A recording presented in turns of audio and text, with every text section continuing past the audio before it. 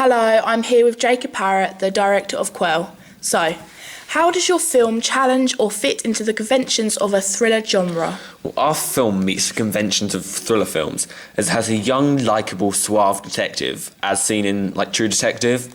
However, we defy this convention as it develops by throwing in a twist that he is actually the murderer. And during the flashbacks, you can view him as more of a thuggish and sadistic human, typical of a murderer.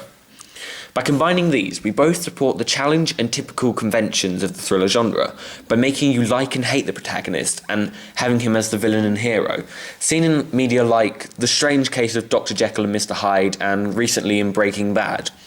It also makes you question how the remainder of the film will develop and suggests many drastic twists will transpire due to an immense twist from the start, and events viewers will never expect, like in things like Inception. So, what about the victim in the film?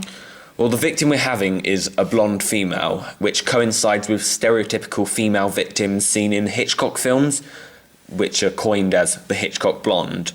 And also the woman victim with a male murderer is a convention which is in majority of thriller films. So, many thrillers put you on the edge of your seat by containing realistic characters or locations. Have you got any of these? Well, reactions of the characters we have seem realistic and emotionally genuine, which allows the viewer to see them as actual people and understand their vulnerabilities when put in impossible situations. This is seen constantly in The Walking Dead, and the location itself is in a big field with a standout, isolated centrepiece, which is our bridge in the film. And that's kind of taken from the idea of a main feature from True Detective with the tree and the body against it kind of thing. So there are locations which everyone would have probably seen in their life. How will you portray the flashbacks differently to the rest of the film? The colour grading we're going to use is a kind of a dark blue tone, which is used in flashbacks and some other actual thriller films like Heat.